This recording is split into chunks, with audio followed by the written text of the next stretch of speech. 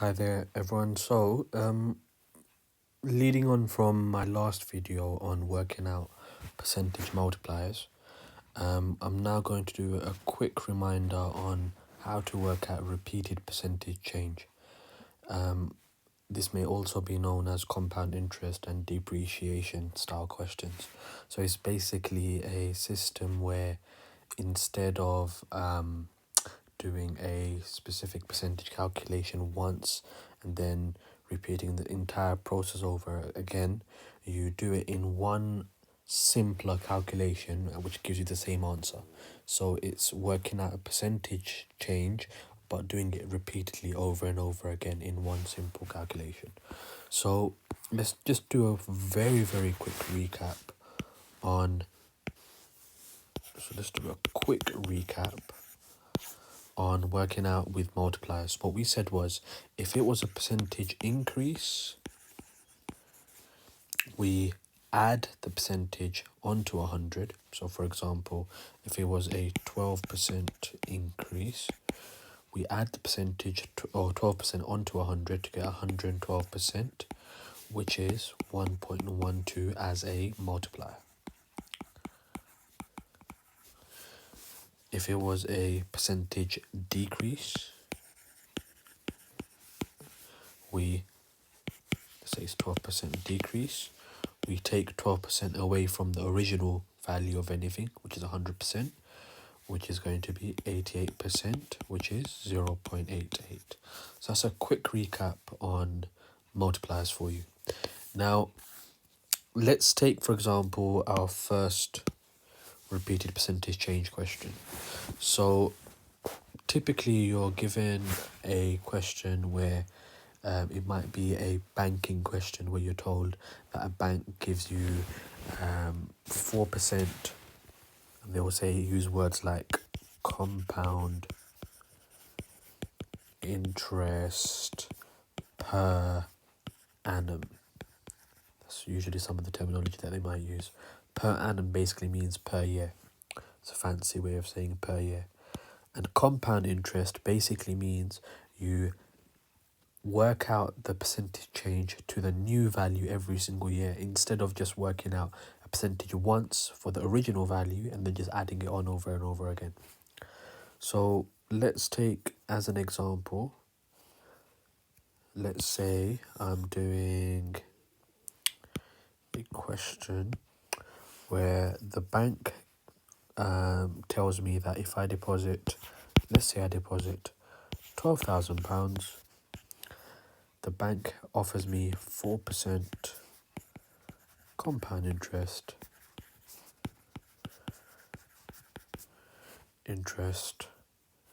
for and say I deposit it for 5 years. Now what I would have done if I was doing it manually is I would have done £12,000 times by, and because this is a percentage increase, I would have done 4% added on to 100%, which is 1.04. And then I would have repeated that process 5 times, or actually 4 times if you think about it. So I would have worked out the answer to this bit, which is whatever. I would have times that answer by 1.04, worked it out. Then I would have times that answer by 1.04, times that answer by 1.04, times that answer by 1.04. Okay? Now, surely there must be an easy way of doing this. If you think about it, all you're actually doing is you're multiplying 12,000 by 1.04 5 times.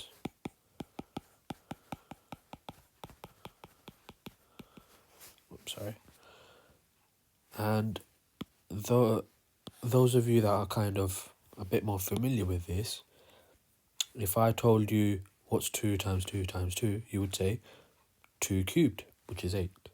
So another way you can write this is 1200 times 1, 2, 3, 4, 5, 1.04 to the power of 5. So 12,000 times 1.04 to the power of 5. Now if I was to use that on my calculator, now bear in mind, I'm not really sure if this works on this calculator. Let's hope it does. If I do 1200 or 12,000 rather times 1.04 to the power of, sorry, not 4, to the power of 5, which gives me 14,599 pound 83 pence. So what that means is, if I was planning to deposit this money into this bank account for 5 years at a compound interest rate of 4% a year, then after the end of the 5 years, I should have £14,599 and 83 pence. Okay? What about if it was a repeated percentage decrease? A common example that we use is depreciation. So depreciation basically means when a value of an object goes down constantly. So for example, when you buy a car, that car might depreciate in value year on year, meaning every year it's going to go down. And we can assume that the value of a product might go down by the same percentage every single year, at least for this question. So let's say, for example, I buy a car for £40,000. Okay, I'm feeling quite extravagant, so I'm buying a £40,000 car. But the car, it has a depreciation, or it depreciates by 6% every year. If I sell it after 6 years, how much should the car be worth? Now, this is an example of a percentage decrease question. Why? Because the value of the car isn't going to go up in 6 years' time. Over the next 6 years, it's going to constantly go down.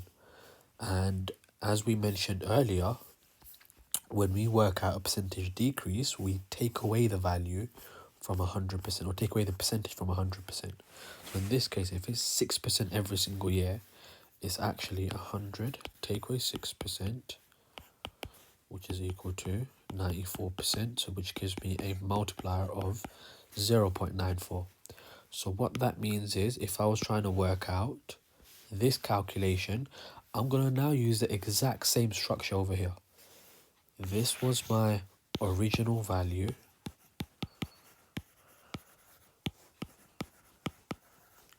This was my multiplier. Let's keep it generic. And this 5 is actually 1, 2, 3, 4, 5, the number of years.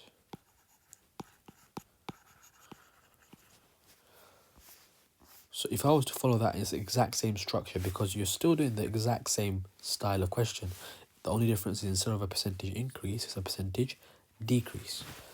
And you're still saying that every single year the price goes down by a further 6%. 6%. So that means I first work out the first year, it goes down by 6%. Then I reduce the new answer by 6%. Then I reduce the new answer by 6%. So it's exactly the same sort of concept as over here. So what I'm going to do is just kind of go straight into the answer by saying that my original value is £40,000. I times it by a multiplier of 0.94. That tells me that it's a 6% decrease. And how many years am I doing it for? I'm doing it for 6 years. So let me do this again. My calculator, my handy calculator. Let's just get this advert out of the way. Nope, I'm not at that age yet. let me see how this goes. Nope, I do not want to do that. There we are. Okay. So I'm on £40,000. Times that by a multiplier of 0.94 to the power of 6, which is equal to £27,594.79. Okay, so after 6 years of me buying this brand new car, straight fresh off the showroom for £40,000, at the end of 6 years, it's only worth £27,594.79, which, to be honest, isn't bad. Okay, so let me just put this in a general form. If you're thinking about repeated percentage change, the way I would think of it in my mind is you take the original value, you times it by the multiplier, and I'm deliberately keeping it vague, percentage increase multiplier or a decrease multiplier, and you raise it to the number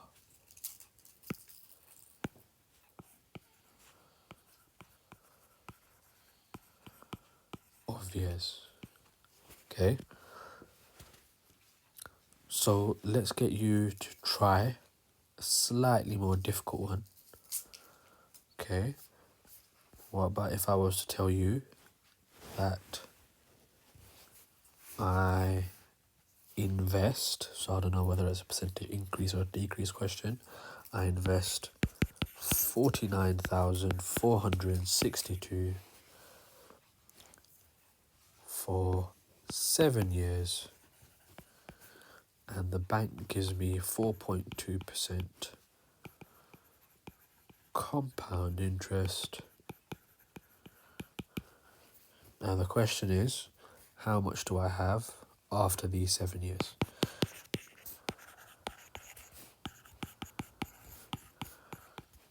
Now you can pause this video, try the answer, and come back to me in 5 seconds. So I'll start speaking in 5 seconds.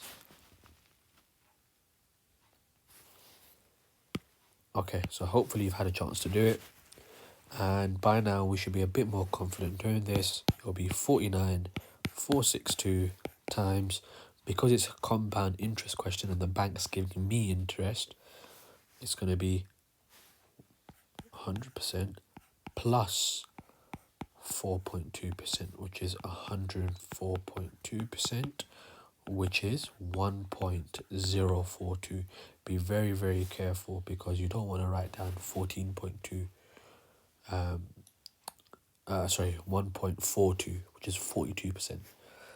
So you're at 1.042, and because I'm doing it for 7 years, I'm going to raise it to the power of 7.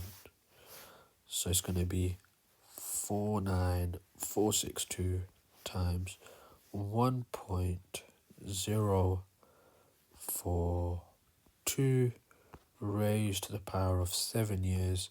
After 7 years, I should have £65,969.88, which isn't a bad investment, to be honest. Now, let's do one last question and let's mix it up a bit. What about if I give you 2 different percentages?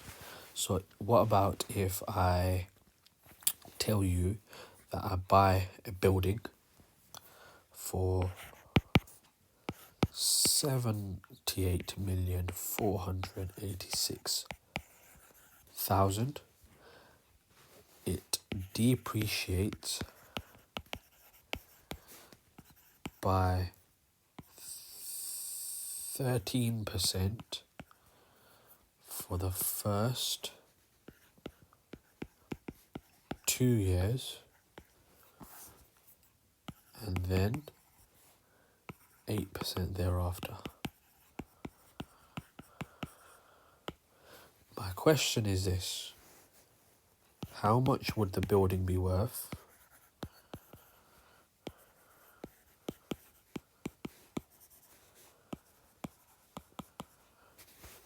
after 8 years? So you can pause the video now and we'll start up again in 5 seconds if you don't pause it. Okay, so let's do this. So 78,486,000 depreciates. Now the word depreciate means it's a percentage decrease, but there's two different levels of decreases. There's a 13% one for only 2 years, and then there's an 8% one for everything after the 2 years. So what that means is I'm actually going to do two sets of multiplications, but the structure of my answer stays the same, or my calculation stays the same. I still multiply that by 13% decrease for 2 years. So what that means is if I take 100%, 100 take away 13 is going to be 87%, which is 0.87. So I times it by 0.87. But because I'm only depreciating it by 13% for 2 years, I raise it to the power of 2. So that's for the first 2 years. Now, I'm interested in the price after 8 years. That means there's 6 years remaining. And it tells me that everything after the first 2 years, it's a 8% depreciation. So then I just times by an 8% decrease multiplier, which is 0.92, by the remaining number of years. So if I've already used 2 years up and I'm interested in 8 years, it must be to the power of 6. So let me quickly just work that out. That will be 78486 000 times 0.87 to the power of 2 times 0.92 to the power of 6, which is equal to 36,021,157 pounds, and let's not forget 59 pence. So hopefully this has made it a bit easier for you to understand how to work out compound interest and depreciation or repeated percentage change. I can even use this concept to work out in the same question a percentage increase and a decrease. All you have to do is just switch between a percentage decrease multiplier and then an increase multiplier. So hope you enjoyed the video. If you do enjoy these videos, please subscribe so you can get notifications for the latest videos, and please leave any feedback in order to improve these videos. Thank you.